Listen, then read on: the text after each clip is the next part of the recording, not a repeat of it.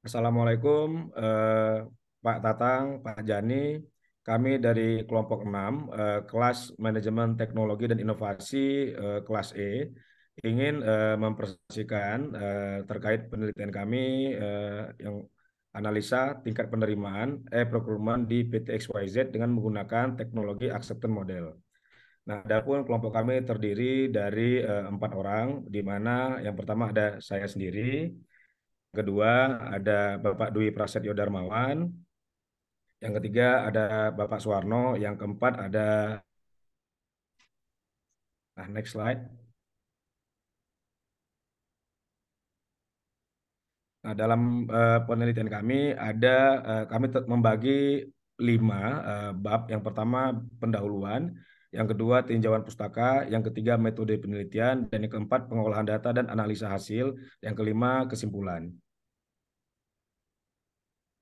Nah, untuk latar belakang kami membagi 3. Yang pertama ada kebutuhan e-procurement, di mana kebutuhan akan sistem penunjang bisnis yang membuat perusahaan menjadi efektif dan efisien sangatlah besar, terutama perusahaan yang bergerak di bidang manufaktur. Nah, permintaan, pembelian, proses pengadaan, pemesanan, suplai material, ketepatan waktu, delivery, dan pembayaran, sampaikan dengan barang masuk inventory adalah sebuah proses terintegrasi merupakan kesatuan di dalam proses e-procurement. Nah, pelaksanaan e-procurement eh, itu adalah proses pengadaan barang dan jasa secara elektronik yang meningkatkan efisiensi, efektivitas, transparansi, dan akuntabilitas dalam penggunaan anggaran suatu perusahaan. Karena pelaksanaan pelelangannya yang dulunya dilakukan secara manual, maka pengguna tidak serta-merta menerima sistem baru yang diimplementasikan. Nah, PT XYZ dalam proses pengadaan telah beralih dari sistem konvensional dan saat ini menerapkan sistem e-procurement di perusahaannya. Nah, oleh karena itu perlu dilakukan analisa terhadap tingkat penerimaan e-procurement oleh para pengguna sistem sehingga dapat diketahui aspek apa saja yang mempengaruhi penerimaan penerapan IT dengan menggunakan metodologi teknologi acceptance model. Nah, next slide. Nah, untuk rumusan masalah, tujuan dan manfaat penelitian, yang pertama rumusan masalah, kami ingin mengetahui bagaimana tingkat kesiapan teknologi e-procurement sistem yang diterapkan di PT XYZ dengan pengukuran teknometer versi 2.5. Nah, yang kedua, bagaimana penerimaan implementasi e-procurement dalam pengadaan di PT XYZ, salah satu manufacturing pabrik cat di Indonesia dengan metodologi TAM. Nah, untuk tujuan penelitian juga terbagi 2. Kami ingin mengetahui kesiapan teknologi e-procurement system yang akan diterapkan.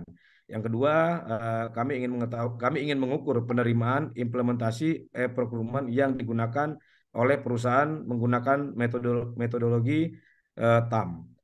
Nah, untuk manfaat penelitian ini terbagi 3, di mana PT XYZ mengetahui tingkat kesiapan penerimaan aplikasi e-procurement yang diterapkan.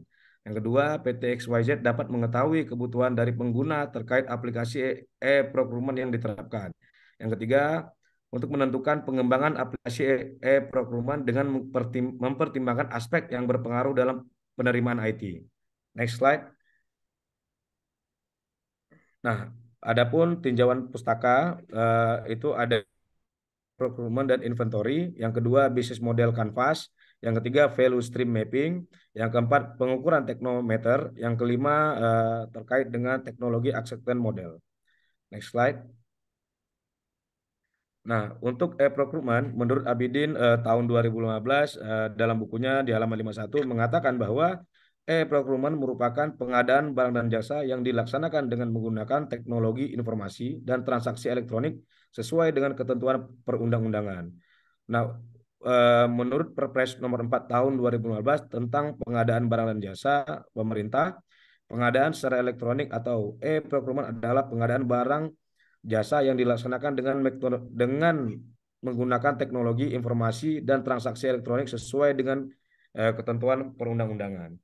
Nah, untuk inventory, menurut Jacob dan Case tahun 2016, persediaan inventory adalah stok barang maupun sumber daya yang digunakan dalam perusahaan melakukan kegiatan produksi maupun operasional.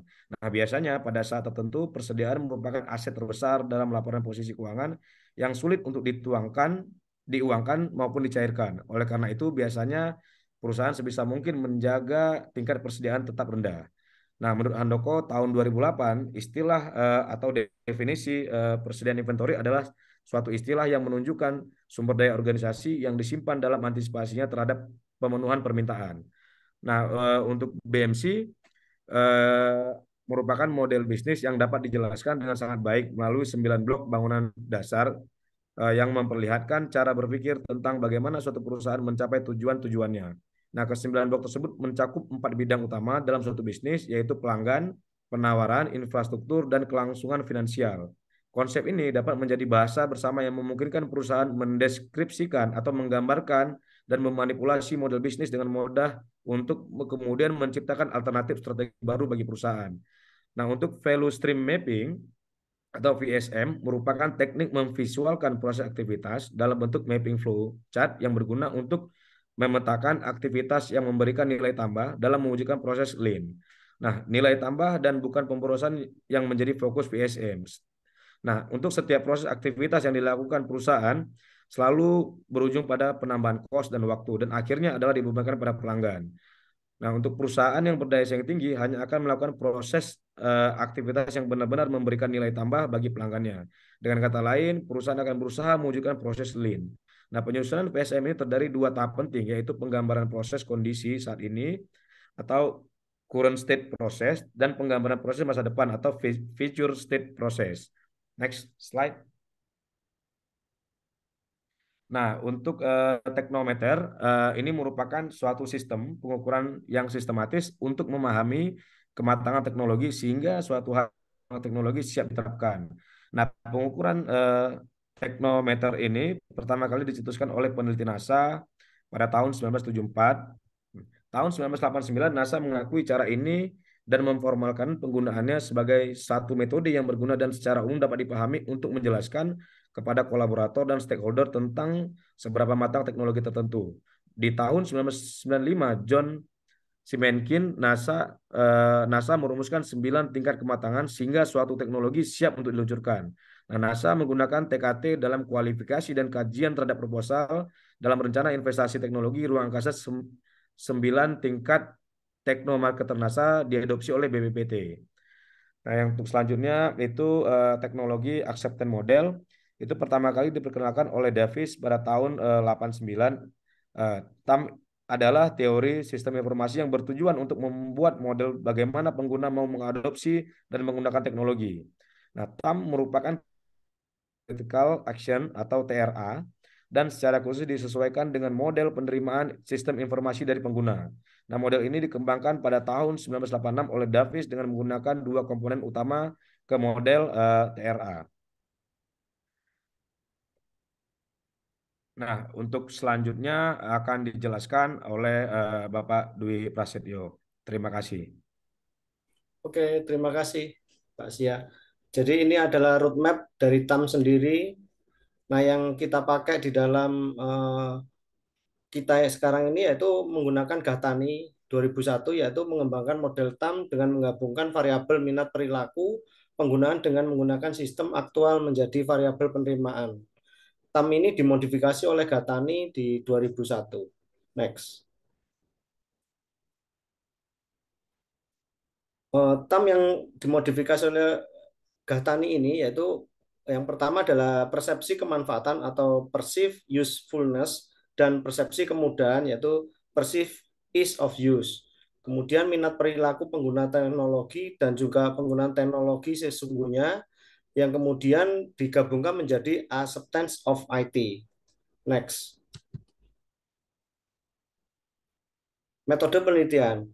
Peneliti membuat BMC dari PT XYZ bekerja sama dengan stakeholder dari PT XYZ, terutama di bagian manajemen dan procurement, untuk menentukan kesembilan elemen BMC yang sesuai dengan kondisi saat ini. Dari hasil BMC, peneliti dapat menentukan elemen mana saja yang sebagai point of improvement untuk meningkatkan, mengefisiensikan proses pengadaan dan pengelolaan inventory, serta mempercepat bisnis proses yang ada di PT XYZ, terutama di bidang procurement dan inventory control.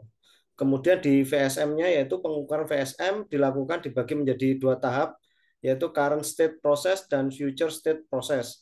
Nantinya dari hasil pengukuran tersebut, dapat diketahui perbandingan mana yang lebih efisien setelah mengaplikasikan sistem e-procurement.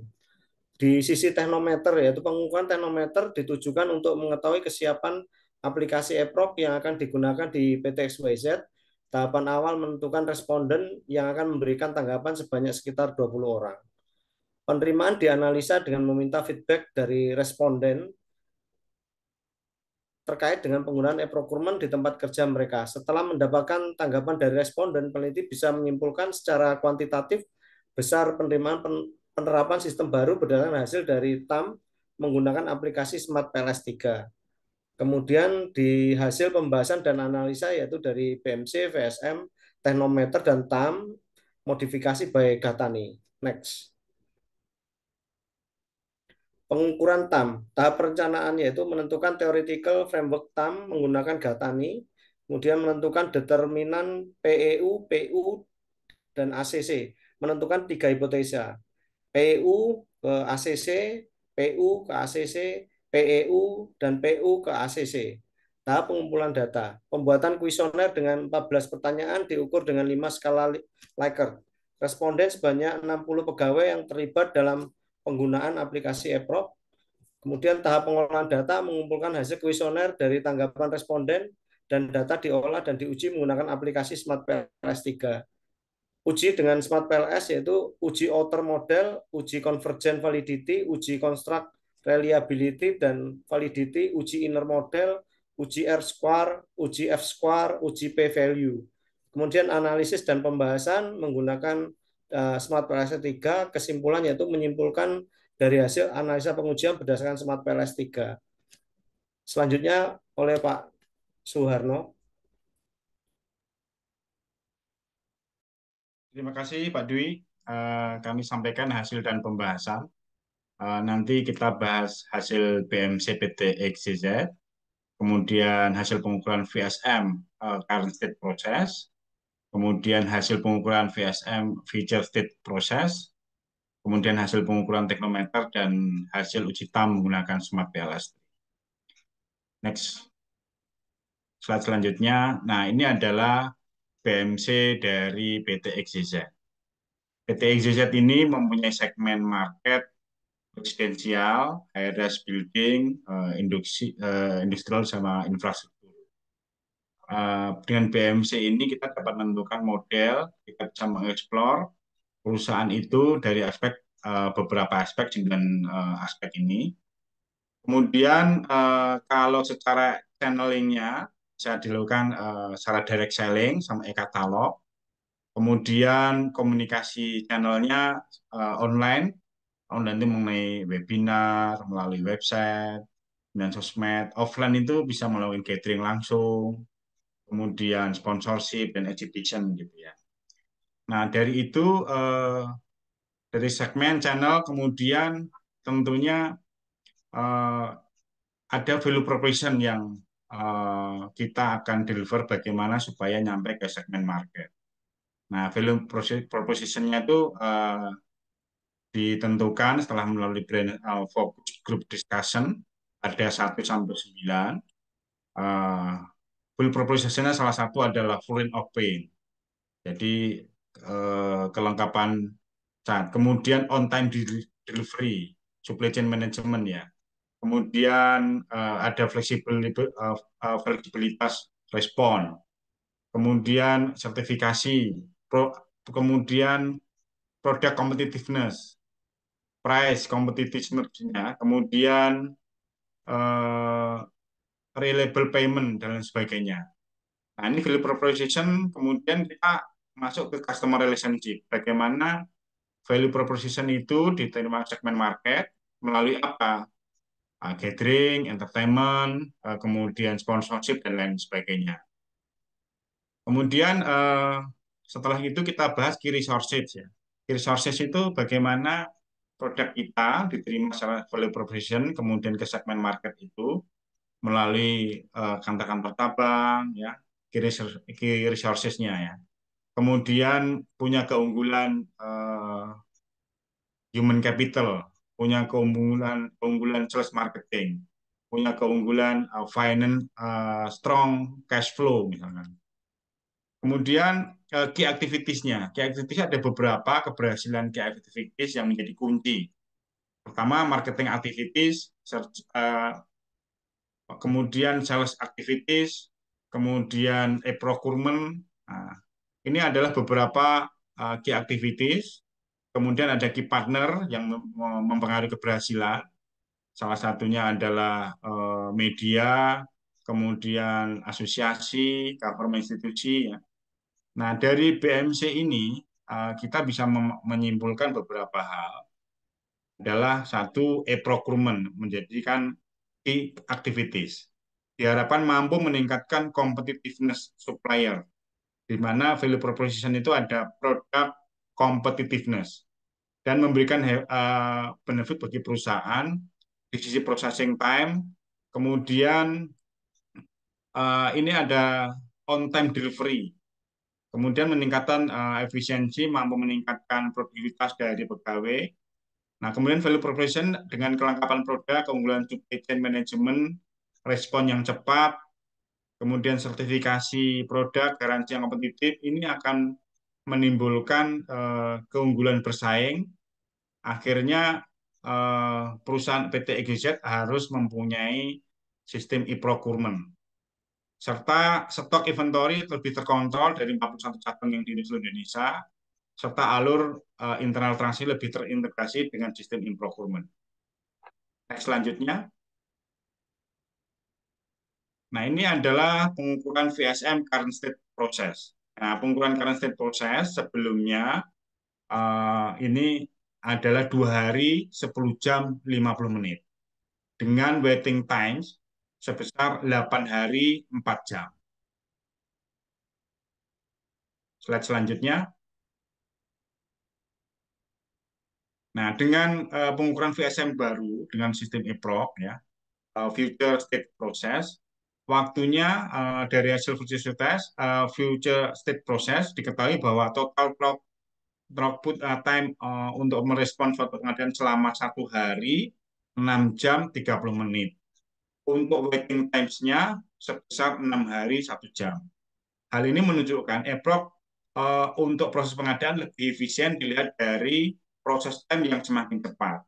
Waiting time yang lebih cepat dibandingkan sebelumnya, makanya aplikasi e-procurement dengan terintegrasi, kemudian melalui data, melalui e-procurement, prosesnya semakin terintegrasi. Tidak dibutuhkan lagi hard copy sebagai likas transaksi maupun efisiensi, menimbulkan efisiensi untuk supply chain management. Slide selanjutnya. Ya, silakan Pak Dwi, diteruskan Pak Dwi. Terima kasih Pak Arno. Dengan pengukuran teknometer versi 2.5 ini, yaitu pengukuran teknometer ditujukan untuk mengetahui kesiapan aplikasi eProc yang akan digunakan di PT XYZ. Dengan tahapan awal menentukan responden yang akan memberikan tanggapan sebanyak sekitar 20 orang. Dari hasil pengukuran menggunakan kalkulator teknometer versi 2.5 masih berada di tingkat 8, sekitar 8,7 average-nya, yang artinya sistem telah lengkap dan memenuhi syarat qualified melalui pengujian dan demonstrasi dalam lingkungan atau aplikasi sebenarnya. Selanjutnya oleh Pak Erik. Baik, terima kasih Pak Dwi.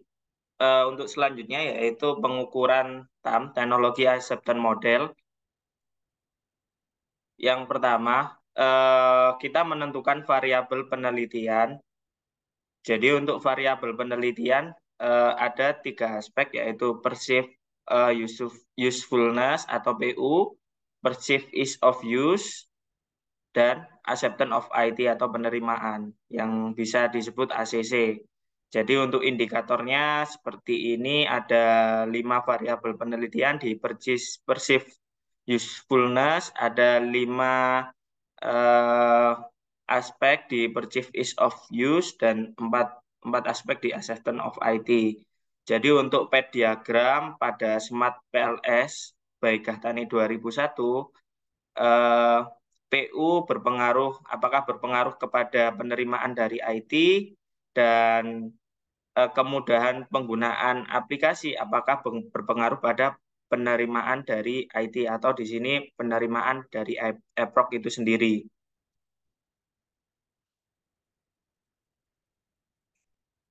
Untuk pengujian TAM menggunakan Smart PLS ada beberapa uji yang digunakan, yaitu salah satunya yaitu uji outer model, di mana uji outer model yang dihasilkan saat ini ditujukan untuk melihat validitas konvergen, apakah dapat diterima berdasarkan RLOL 1998 untuk loading faktornya standarnya di atas 0,5. Sedangkan untuk Smart PLS 3 batas loading faktornya lebih dari 0,7. Untuk hasilnya di sini secara keseluruhan nilai loading faktor dari uji konvergen validity-nya lebih besar dari 0,7. Jadi di hasil outer model ini dapat dilihat dari hasil Smart PLS warnanya hijau semua. Selanjutnya yaitu hasil uji konstruk reliability dan validity. Untuk konstruk hasil reliability dan validity ditujukan untuk mengetahui item instrumen penelitian apabila digunakan selama 2 kali untuk mengukur gejala yang sama akan memberikan pengukuran yang relatif konsisten. Untuk composite reliability dianggap reliable apabila nilai lebih dari 0,7 berdasarkan Nunnally and Bernstein 1994. Menurut Dahlan et al. 2014, skala Cronbach alpha dikelompokkan menjadi 5 kriteria. Sangat reliable, reliable, cukup reliable, tidak reliable, sangat tidak reliable, berdasarkan skalanya. Dari hasil ujinya dapat dilihat untuk Cronbach alpha dan composite reliability, untuk hasilnya yaitu sangat reliable karena average-nya di atas 0,81. Seperti itu. Selanjutnya melakukan uji F-square dan R-square dan model fit. Untuk uji R-square di sini menandakan bahwa dari model yang dibangun variable dependent-nya yaitu perceived usefulness dan perceived ease of use yang digunakan mengkaruhi variabel penerimaan atau ACC sebesar 63,6%. Sisanya 36,4% dipengaruhi oleh faktor lainnya. Untuk pengujian F-square ditujukan untuk menandakan pengaruh dari PEU dan PU terhadap penerimaannya. PEU di sini sangat memiliki pengaruh yang sangat besar kepada penerimaan IT, sedangkan PU memiliki pengaruh yang kecil, 0,021 atau tidak berpengaruh. Untuk model fit-nya di sini berdasarkan RLOL untuk SRMR di bawah 1 yaitu 0,106 dan 0,106 di bawah 1 menandakan model penelitian ini dikatakan good fit. Untuk uji p-value di sini ditujukan untuk menguji hipotesa awal yaitu H1 di sini apakah perceived ease of use atau kemudahan penggunaan berpengaruh pada penerimaan IT. Untuk hipotesa keduanya, kebermanfaatan dari IT apakah berpengaruh pada penerimaan dari IT atau EPROC. Untuk H3-nya, PEU dan PU apakah sama-sama berpengaruh pada penerimaan IT. Dari hasil uji p-value dapat dikatakan dengan besar signifikan level 0,5 dengan besaran uji p-value maka H1 diterima yang menandakan kemudahan penggunaan IT sangat berpengaruh secara signifikan pada ACC dan dari original sampelnya bernilai positif karena nilainya di bawah 0,05 atau nilainya saat ini yang berwarna hijau 0,00. Untuk kebermanfaatan dari penggunaan tidak berpengaruh secara signifikan pada penerimaan dari IT atau EPROC karena nilainya di atas 0,05 yaitu 0,33.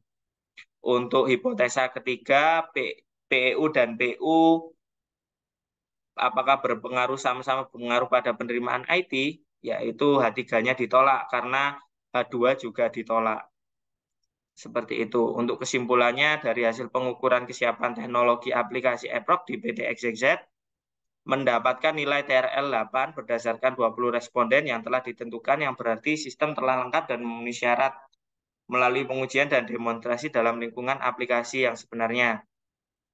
Untuk berdasarkan pengukuran value stream mapping dengan membandingkan current state process dan future state process, terdapat improvisasi 1 hari 4 jam 20 menit untuk processing time-nya menggunakan aplikasi EPROC dan pada proses pengadaan. Sedangkan untuk waiting time-nya menjadi lebih cepat dengan improve 2 hari 3 jam. Berdasarkan pengukuran TAM by Gahtani 2001 menggunakan Smart PLS, kemudian penggunaan aplikasi sangat berpengaruh secara positif kepada penerimaan dari IT atau penerimaan dari sistem EPROC. Atau bisa disimpulkan kemudian dalam penggunaan aplikasi EPROC sangat berpengaruh pada penerimaan sistem EPROC bagi penggunanya. Sedangkan hasil uji hipotesis untuk perceived of usefulness tidak mempengaruhi penerimaan IT. Bisa disimpulkan bahwa kebermanfaatan dari aplikasi EPROC tidak mempengaruhi penerimaan aplikasi EPROC bagi penggunanya. Untuk saran, responden kuesioner dalam pengujian TAM harus diperbanyak sesuai aktual pengguna aplikasi untuk mendapatkan keakuratan penelitian. Yang kedua, perceived of usefulness dalam variabel penelitian perlu ditambahkan atau perlu dikaji lagi kuesionernya atau ditambahkan aspek-aspeknya di kuesioner. Yang ketiga, kebermanfaat dari EPROC kemungkinan masih sama dengan menggunakan sistem yang diadopsi sebelumnya atau sistem existing, sehingga tidak mempengaruhi pada penerimaan dari sistem EPROC saat ini. Yang terakhir yaitu kemudahan penggunaan aplikasi juga perlu di breakdown untuk dipetakan berdasarkan pengguna dengan lama masa bekerja di PT XYZ. Berikut daftar pustaka dari penelitian ini dan saya akhiri. Terima kasih. Mohon maaf apabila ada salah-salah kata. Wassalamualaikum warahmatullahi wabarakatuh.